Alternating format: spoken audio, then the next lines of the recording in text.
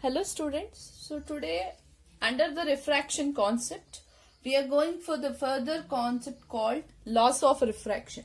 As in the previous class we have discussed about refraction through the glass slab. In this class we will discuss about laws of refraction. As same thing in the case of laws of reflection, this is also having the two laws. The first law is the incident ray, that is if I take the refraction concept, this is the incident ray, refracted ray and the normal to the interface between two transparent medium. You know there are two transparent medium, one is air medium, another one is if you take glass medium. At the point of incidence, this is the O, if I mention this is the point of incidence, all lie on the same plane. That is the first law of refraction. This is the first law of refraction. And the next one, this is the second law of refraction. Remember, second law of refraction is also called as Snell's law of refraction. This is by the scientist called Snell's law. So that is Snell. So that is why it's called as Snell's law of refraction. In the examination, there may be a question, state the two laws of refraction, or there is a question that states Snell's law of refraction. If there is only Snell's law, you have to say the second one, that is the ratio of sine of angle of incident to the sine of angle of refraction is constant. That constant term I will write it as n.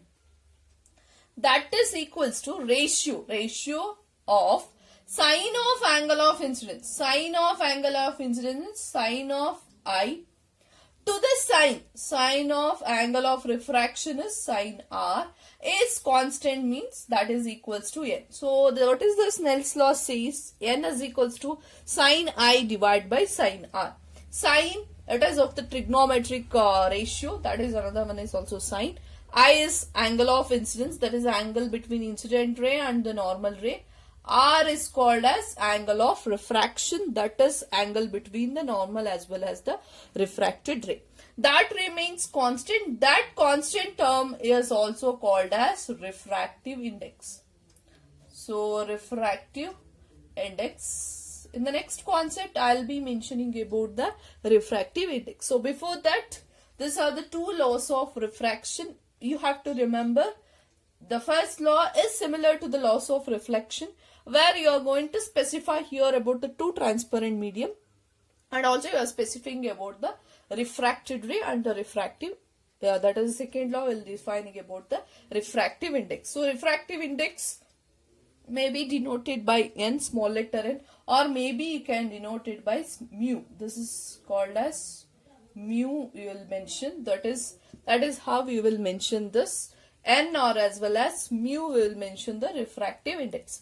Now in the next concept we will be discussing what is this refractive index. Now here I'll say this n is equals to sine I by sine r, means this value, this is refractive index of second medium with respect to the first medium. Here if you take, this is the air medium or rarer medium as first medium, this denser medium as medium 2 I'll consider. This refractive index, I'll say it as medium 2 with respect to medium 1. Why it is medium 2 with respect to medium 1, we will discuss in detail. So refractive index I have taken. So we know that it is denoted by either small letter n or it is mu, we are going to denote it. So I have taken between two mediums, that is medium 1 as air medium, medium 2 I'll take it as glass medium. Okay. What is this refractive index means? The extent, you know that when light travels from one medium to another medium, the speed of light will decreases, isn't it? So if it is, I have taken one of the example, if the speed of light in air is 3 into 10 power 8 meter per second, if it is in glass is 2 into 10 power 8 meter per second, you are going to say the speed of light has been decreased. So this refractive index will say the extent of change, that is the extent of change in direction, the extent of change in direction that takes place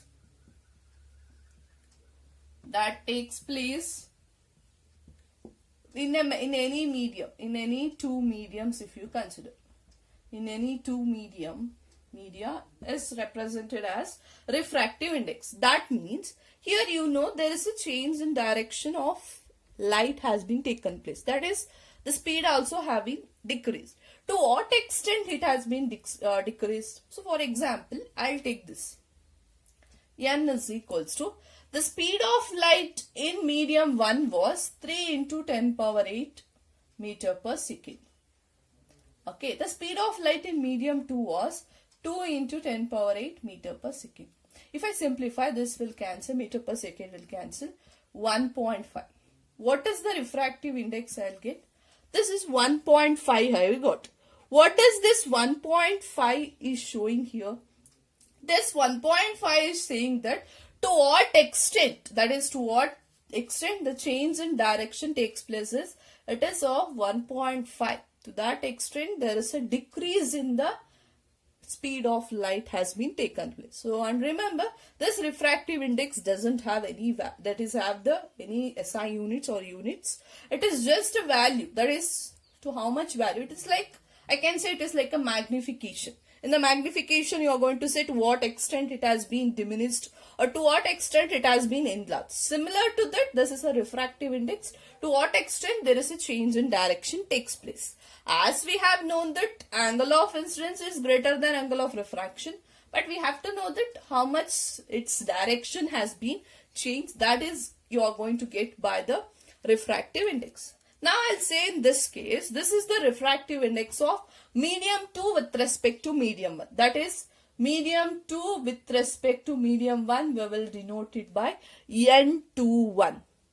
Medium 1 with respect to medium 2 will denote by N12. 2 with respect to 1. 1 with respect to 2. Okay, so there are different formulas for the refractive index.